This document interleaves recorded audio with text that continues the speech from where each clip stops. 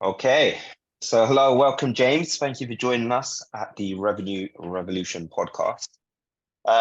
So for our listeners out there, James has quite an amazing background, an author, I believe, as well as a founder. And more recently, I think your main focus is as founder and CEO of Sales for Startup. Is that right? Yeah, that's correct. Yeah, I'm sort of a B2B salesperson by trade. Yeah. Sold anything from 2K deals up to £2 million deals in a single transaction. So I know what Amazing. it's like walking the streets, and I know what it's like, walking on the 56th floor. Yeah. So yeah, I've been there and done it. I've done most sides of the sales cycle. Full 360 roles, we used to call them back in the day. Yeah. But now obviously we've got more delineation in terms of who does what within a sales process and sales cycle. Yeah, absolutely. Awesome. Well, I think one of the reasons we were keen to get you on is because obviously at Sales for Startup, you're in a unique position where you work with several companies, possibly simultaneously. And so you've got a perspective of understanding what challenges are common, sorry, what kind of solutions are working across these areas as well. And, if there's any variations you've seen from sector to sector as well. So let's get straight into it. And I guess a good starting point as ever is, everybody knows that the landscape is changing, right? It's not the same as it was 36 months ago, let alone 24 months ago, let alone 12 or even 6 months ago. And so what are you seeing at the moment in terms of the landscape when it comes to sales and in particular converting deals within the funnel? And what kind of strategies are you seeing as a result of that to adapt to this? Yeah, I'm certainly seeing elongation of the sales cycle for many. We analyze over 30 B2B SaaS companies the quarter just gone, and the average sales cycle has gone up from quarter to quarter as well. So we're looking at delays of anywhere between 2 to 3 months on top of the typical sales cycle for that company. So sometimes that can be 50% increase in their sales cycle. So I'm definitely seeing that across B2B SaaS at the moment. I'm seeing a lot of complexity in terms of getting things signed off as well, in terms of procurement, ISO clearances as well, data regulations, a few new legal clauses as well. So even when you're sort of got the initial verbal yes, it's not Yeah. signed on paper for a little while yet. So Yeah. for some, that could be quite challenging and also confusing at times as how they navigate the labyrinth of getting sign-offs from enterprise clients. Yeah, absolutely. And I think we're hearing that universally across anybody we speak to, any kind of leaders within sales or even AEs and individual contributors. So what sort of strategies, I guess twofold, are you putting in place as a business yourself to onboard your own clients? But then what kind of strategies are you recommending for your clients as well to overcome these new hurdles that they might not have come across before? Yeah, really good question. I think we're in a very fortunate position where we also get to drink our own champagne. So we Yeah. practice ourselves and we also put it in clients. And also we go into lots of different B2B SaaS companies where we think, oh, that could really work for us as well. So it's a very interesting continual learning process for us. So I think a couple of things. I think first, when people think about optimizing the sales process, shortening the sales cycle, increasing sales conversion, they are some of what similar thing. I think there's kind of three main categories that you can look at in order to improve the outcomes in those areas. The first is that you've got to look at your proposition. So that is your messaging, the way in which you pitch, the way in which you communicate what you do, how you do it, what value it brings, when that value is brought, even down into like pricing and contracts as well. So that's the first area, proposition. The second is the people. So the people doing the roles, how skilled are they? How familiar are they with the process and the tools they need to do their role? And also, how familiar are they things with like navigating negotiations and procurement, things like that as well. So there's kind of a skill and competence part on the people part. And then the third is the processes as well. So there are lots of different processes. We'll probably talk about the sales process quite a bit today. But there are obviously renewal process, there's expansion processes, there's lead generation processes. Of course, there are many more. But I think that having proposition, people, and process to kind of diagnose your challenges with regards to sales conversion is a good place to start.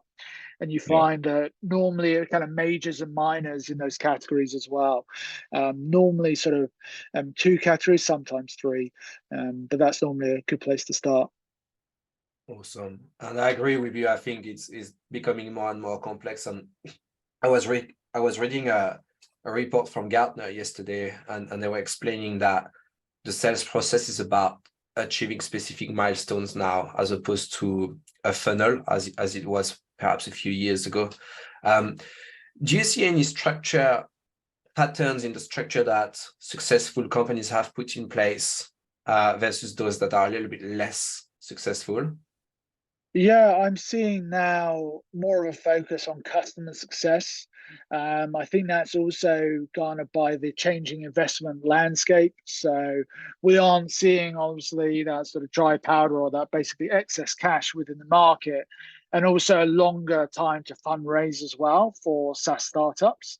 So yeah, that's something I've seen quite a lot in terms of the different structure. I think also the people setting up as well are looking at the kind of sales development representative role has also changed quite a bit, I think, in the last sort of 2 to 5 years. And even over COVID, I think that role has changed somewhat as well. We're seeing companies sort of using SDRs as almost like advocates and sort of almost mini influencers within their space. They're kind of serial educators and content creators, which is a really interesting point in leveraging social media. So that was quite new. We didn't have kind of evangelist roles, even 4 or 5 years ago, especially coming from that kind of SDR role into the company. So that's definitely changed.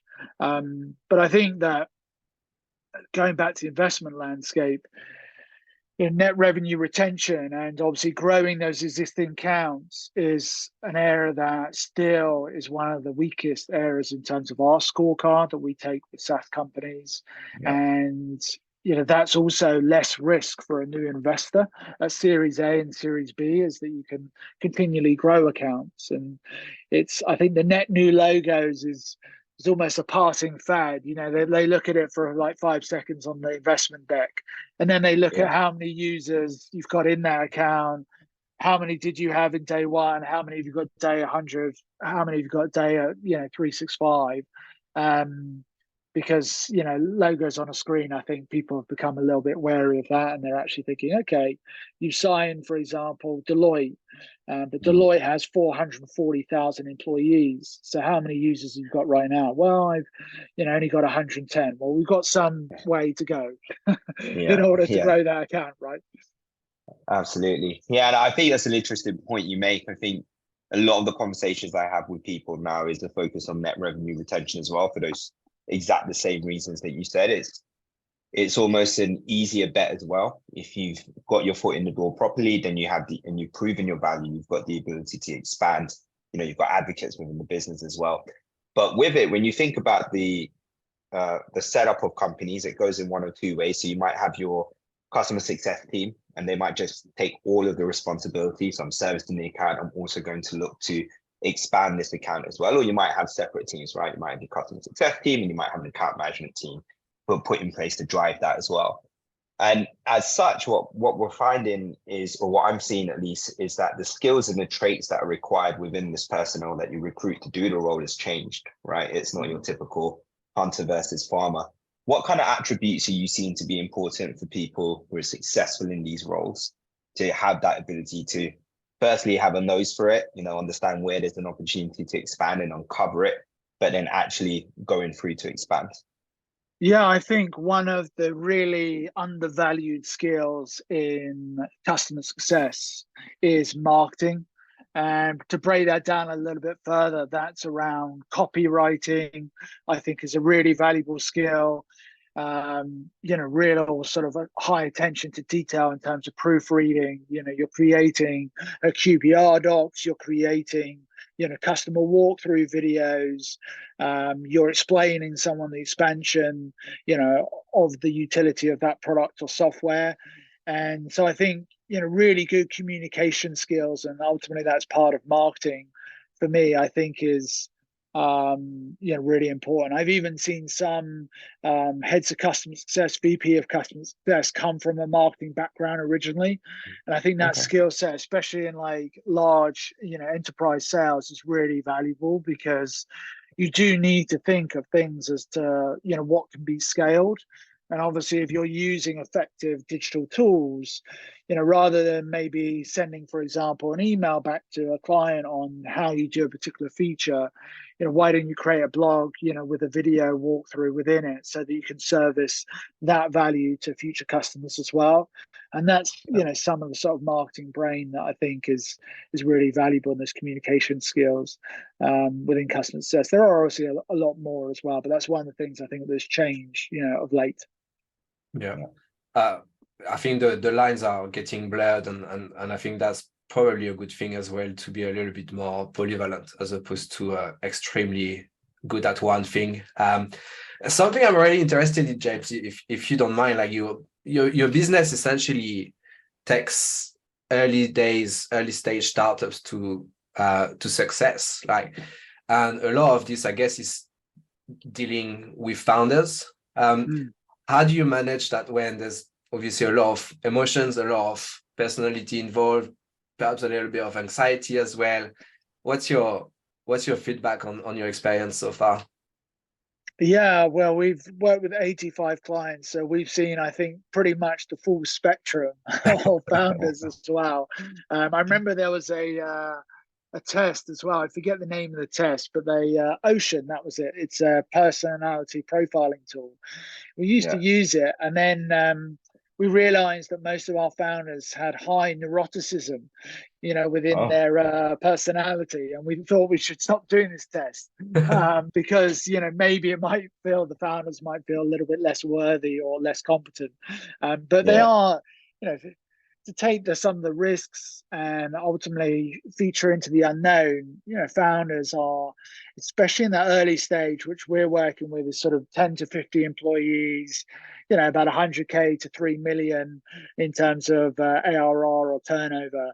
There's a lot of emotions at play. I think a lot of it is we find is obviously providing an intelligent argument as well, and providing the data obviously to support that.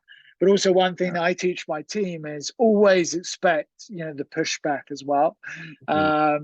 There's so many times where founders have said no, and then 2 or 3 days later they've come back and said, yeah, I've given that some thought actually, and I think we might actually pursue that as an option. So I think there's a sense of like obviously proof and camaraderie, and also resilience, I think, because even in my first couple of clients that I personally manage and led the projects on, I remember in the first sort of 30 days, a CEO turning around to me and saying, oh, James, I don't think this is going to be one of your double revenue case studies. And we were like day 21 at that point. And I was thinking, wow, this is tough. And he said, I think maybe we need to talk about our contract and our agreement. I was thinking, wow, we're 21 days in, and he's wanting to sort of double or triple the revenue of the company. If that was the sort of modus operandi for making decisions, it's challenging. But yeah, luckily we saw that through, and the company went 4x within 9 months. So it was a successful deployment. But it was a strong wake-up call as to how eager founders are for results at an early stage, and finding that kind of optimum sales and marketing strategy is like really, really important to them. So they do get quite kind of emotional and attached to the outcome. Well, we'll certainly have a few emotions internally as well. What we tend to see is there's a strong link between the way we communicate internally and what we're able to achieve. And often it's almost binary, right? If we are very good at communicating, then any projects get achieved. If we are not, for whatever reason, it could be, like a bandwidth, or it could be stress, or it could be whatever happens on the outside, then the projects are much harder to actually get pushed to completion. Have you seen tactics or any methodologies that work well for communications, both internal communications as well as communications with partners? Yeah, I found that being clear on the expectations and also giving an example of the expectation is very important. So, for example, you're trying to, build a landing page as an example, and you say, "Oh, I want this landing page. I want to achieve these outcomes, etc." But providing like a lateral sort of proof or another example of what like another good landing page might look like and what you would want your one to look like, then when they come back, you can obviously show the mirror. And even when that person's going through that building of that landing page as an example, they can see, okay, this is what good looks like.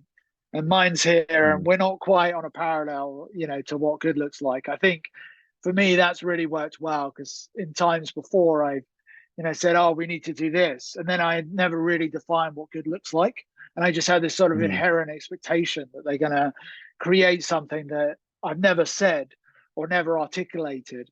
So that's one thing that's helped. And then I think the other part is that it was a corny phrase that I saw the other day, but it is helpful, is that really leadership is the right way around, rather than often it's the wrong way around by other people. So they see it as deal rather than lead, as in you're a leader of the big deal, and you're not the big deal. Really, you are actually just the conductor of the orchestra, but you're not the soloist. You're not the person on the piano. You're not the person that studied, for 10, 20 years to do a certain thing really well in terms of coding or developing. So you're just the conductor of the orchestra, and you're not really the big deal. I think that also really helps when you look at giving leadership to other people, and ultimately giving them, safe parameters as well to fail. And also celebrating not only the wins, as a lot of people do, but also some of the failures as well. I think, the sort of failing forward mentality is quite hard to embed within your company, especially in the early days for a founder, when you fear judgment and you think that like, oh, if I show them we're only at this level and we want to be at that level, and actually that's like 5x away from where we should be, they'll run a mile and think, oh, these people are dreamers. I think some of it is just, like I said, given that ability and that forum, to a safe zone for people to say, oh yeah, I screwed up with that, and this is what the impact was. This is what I learned from it. This is what we're going to take forward from this, and sort of it's like a screw up of the week kind of mentality, right? Yeah, no, that makes sense. I think it's interesting what you said about giving leadership to other people as well. So giving them the autonomy to be able to make decisions, fail forward, as you said, like these are all things that resonate really well with me as well. But I think the starting point for a lot of founders that not necessarily everybody has is the ability to be self-aware, right? So when you want to give away leadership or give away autonomy to people, you have to be aware of, firstly, what your own shortcomings are, right? So, my shortcoming is X, and so I need to bring somebody in to be able to manage this part of the process for me. And so how you navigate in those conversations, because I find that the best founders or the best leaders, not even necessarily from a founder perspective, are those that are more self-aware. But it's not always the case that the people who are in positions of leadership or people who are founders are self-aware. So I'm sure, having dealt with 85 different set of founders, I'm sure you've come across scenarios where some people are, but I'm sure there's been a lot of times where they're not as well. So how do you navigate that? Because I guess it's a bit of a balancing act for you, right? Because it's business for your company as well. So you have to nurture that relationship. So you can't be extremely binary as well, or you might be, I don't know. But then also you want to make sure that they can learn to be aware, because that will allow you to achieve success for them. Yeah, I completely agree. I think that, I think when we look at sales and business development and even SaaS, then, a lot of the contributional authors out there are saying a bit like some sort of gym program, that it's almost like you do all these things and like you never fail, you never, don't do that, review call before the proposal, all these like tactical things. And I think we are human, and that's why, like, even when I talk about proposition, people, process, they're in that order for a reason. Is that, people take a message to market, and then the process optimizes, the efficiency and effectiveness of those people. So I think, like, for me and the founders of becoming self-aware, I think firstly connecting on an emotional level first is often actually an oversight for many. Asking them really where they feel sort of alive and where they feel in their flow zone is important. Knowing where they feel trapped or inhibited, or kind of maybe they deem themselves less valuable in that instance or that arena or domain. So really, getting to know the founder on a personal level, I think, is really important. And then, from that as well, you can then have the sort of logic element as well, where you're obviously looking at certain processes and certain things, and you understand, like, why are they feeling like that? What's like the deep rooted sort of emotion behind that problem? Because it's not actually about doing, I can't do, outbound emails as an example. That's not the problem. The problem is often the fear or the judgment, or the lack of fear of lack of technical skill or screwing something up. That's really where it lies. And I think the other thing, just coming back to leadership, is that when we interview people, I think I've interviewed, even personally, over 500 people, and one thing that always amazes me, and I think this would help other leaders out there, is a lot of people don't actually know what are their key values, what are the drivers behind their decisions in life. And I think that if you actually understand the human needs of people, everyone is different. There are a lot of similarities between people, but the way in which they kind of seek or get rewarded for that need is different as well. So, for example, for me, certainty might mean something different to you, but we still have kind of certainty and security at the top of our list, maybe potentially. I mean, most founders might, that would probably be lower down, but you get my drift, I think. Yeah. And I think that would be really valuable for people in a leadership point, as well as hiring people, to uncover what are the key drivers behind your decision. Like, for me, for example, my primary driver in decision making is personal growth. So I will always look for things in which to grow and to develop, and that will sometimes, go above, other elements, like it might be sort of finance or something like that. They will slightly conflict for me, because in my value set, growth is higher than financial reward. So I will sometimes take more financial risk in order to grow at a greater level. So that's quite important, I think, leaders to uncover. I agree with you. In fact, Hitesh and I had that conversation maybe 3 weeks ago, 4 weeks ago, about, okay, what's your why? What's driving you? And we knew, top line why we were doing it. And then obviously we're trying to sell the same problems as you do, James. It's already about conversion, enabling processes, workflows, and all of that. But the personal whys, we never really touched on. And the conversation was really interesting. Prospection, coverage versus conversion. Where do you feel like it's at the moment? Yeah, I think that I'm biased for my answer to this question, but I think conversion comes first and coverage comes later. I think if you've got an offer that converts, and you know that that messaging resonates with your target customer and your target buyer, it's a lot easier then to build a pipeline campaign, knowing, that customer inside out, and then sort of modeling, expanding that through digital means. There is obviously an element that you've got to obviously have those conversations at first in order to uncover that. Of course, yes, that is an element of pipelining build, but that's normally at the much earlier stage. That would be sort of pre-seed. We would be at that point. But I think at sort of seed and Series A level, I think conversion for me is the quickest route to revenue. And ultimately, that's often what our founders want. They want to see results from the work that we have with those companies. And then they say, can we do more of this? Can we set our sites bigger?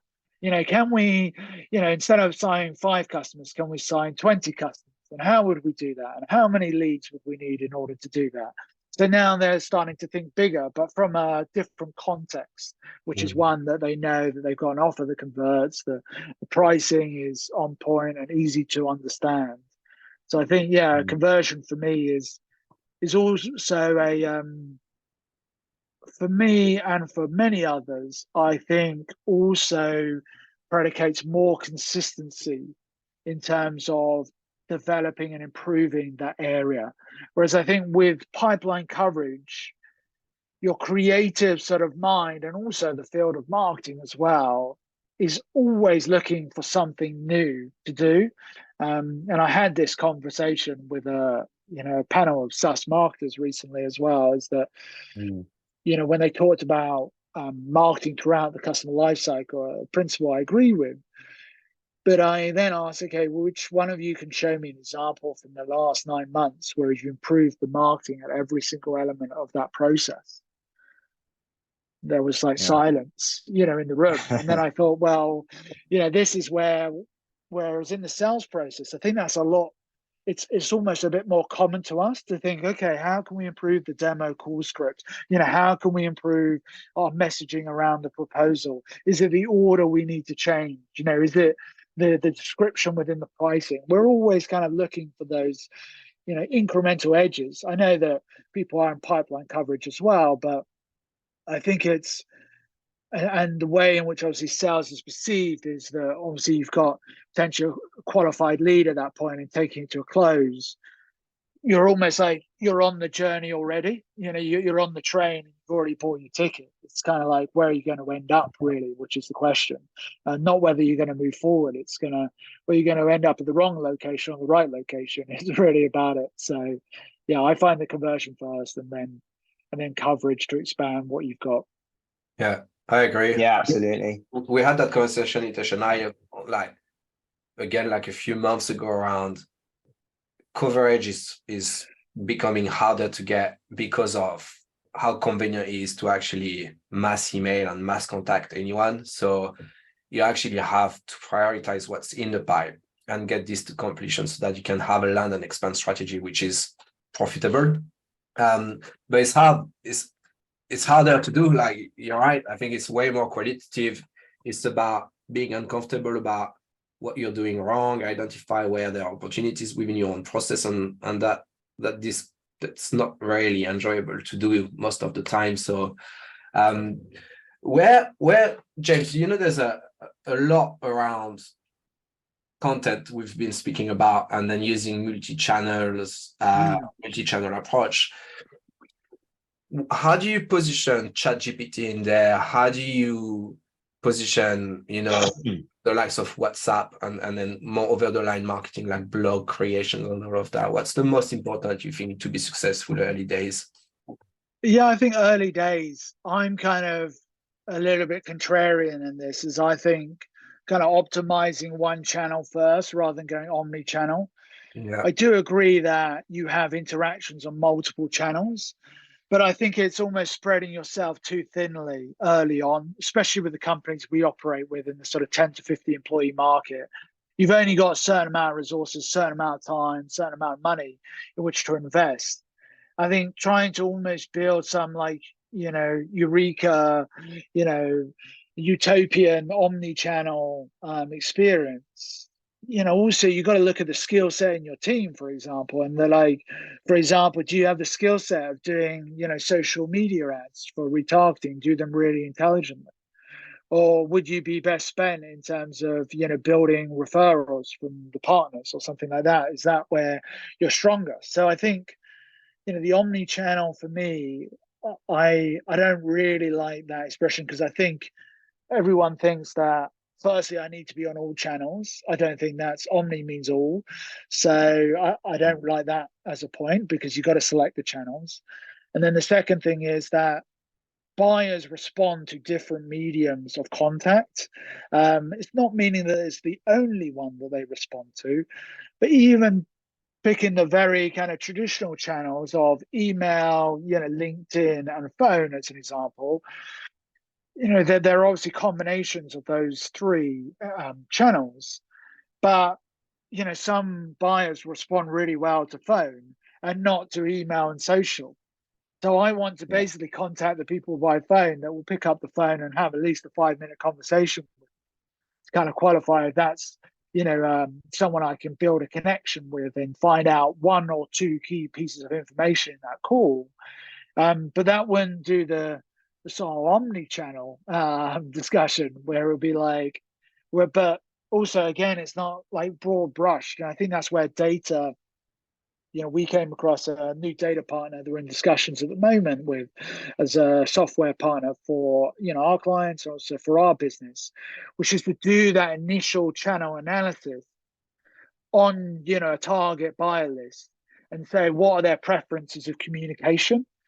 And then down onto contact level. So not just aggregizing up to market level and saying, okay, our market is email and social, for example. No, I want to know, the Mick is actually, he is, email and phone. So I need to use those two mediums for just Mick. But Hitesh actually will be LinkedIn and email. So I'm going to not phone Hitesh. I'm going to, have a different strategy for Hitesh. So we're talking on like contact level, having the preferences of the channel. So that means that very quickly for early stage startups, and especially on the outbound piece, you can then have a very tailored approach to contact with those prospects rather than doing one size fits all. And I think that's the same with omni-channel, is that, we all, communicate on multiple platforms. That's true. But also we have like one or two primary things that the work for you. A bit like if someone in my team WhatsApps me, that's like a no for me, because WhatsApp is like for personal. So I look at all my family and the millions of messages that I mute and so forth from all the family updates in there. But then they text me, then that's like my work zone as well. As I have iMessage, and if it's immediate, that's an area to get hold of me quickly. So it's very different in terms of platforms, whereas people might think, oh, let's use WhatsApp and text and phone and voicemail and email and social. And also buyers have become so much more aware of the kind of, the prospecting triples, the combo prospecting. They kind of devalue it in a similar way. And I think you just got to be aware of that, of like, let's master one or two things really well and obviously tailor that to the contact. Know what obviously the averages are in the audience, that's helpful. But then try and do it at contact level and test. Obviously it's experimentation, right?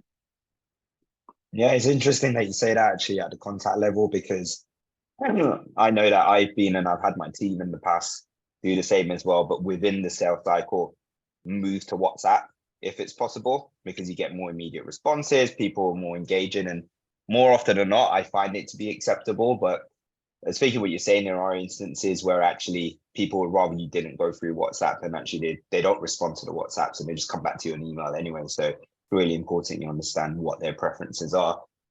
Conscious that we are almost out of time. So just to wrap up, we do like to ask one final question, which is, from your whole your amazing career that you've had to date, what would you say is your best memory from sales, or your fondest memory from sales? Cool. I think one of my favorites is getting a ebook white paper download. And this is when we had basically no marketing. We just sort of picked this ebook up and just crossed our fingers to someone that would download it. And only about 3 people downloaded it. And we booked a call with this prospect. They were based in Sweden. We were based in London at the time. And I remember persuading my team, to let's just, book a call with this person. Let's get on the phone. And so we tried multiple times, but we did get on the phone, and we did use, the text and the email and these things as well to get in touch with that buyer. And I had to persuade my team even to fly to Sweden, because we never had a customer in the whole of Scandinavia. And even my general manager was like, I'm not sure I can spend sort of £1,000 on expenses to go and see this small startup. And I was like, this startup is growing quicker than Stripe and PayPal put together. And they were like, Wow. oh, I don't know, I didn't know that. And so we went out to Sweden, and yeah, we luckily signed a deal with this customer called Klarna, and they were only sort of a small startup then, about 50 people, when I went over there. And even by the first deployment of the software and the services, and they were already 125 people after that. And then by the second deployment, they were 250 people, and then they just continued growing, and one of the unicorns of Europe as well. And I just remember that point of why it was such a fond memory was, we tried something, we didn't really have like massive expectations of it. We followed it up with a lot of action. We were resilient in terms of dealing with management and expenses. We got the team on board.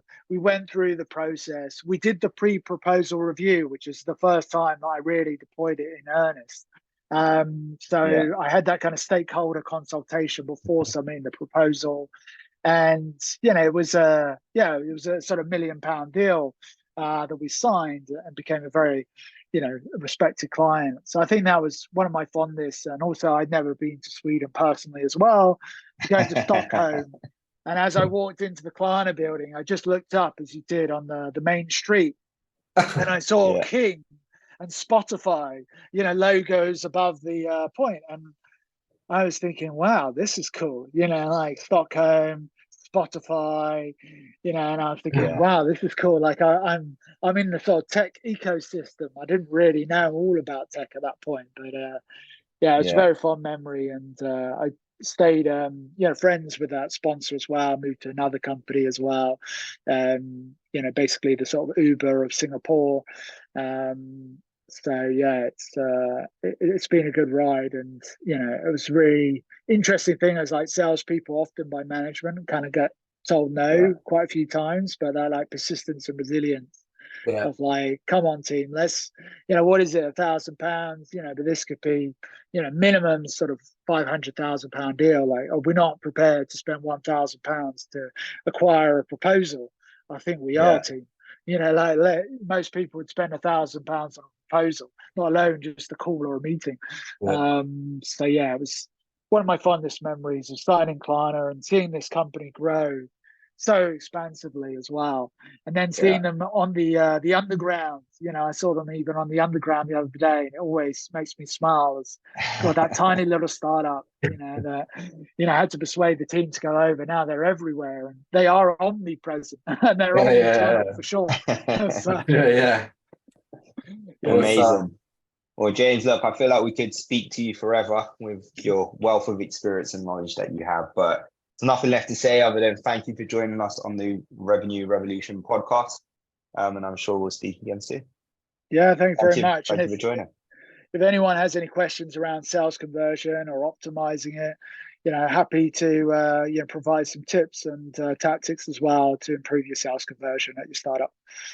Awesome. Amazing. Thank you very much. Thank you, James. Cheers, team. Bye. All the best. Bye-bye. Bye.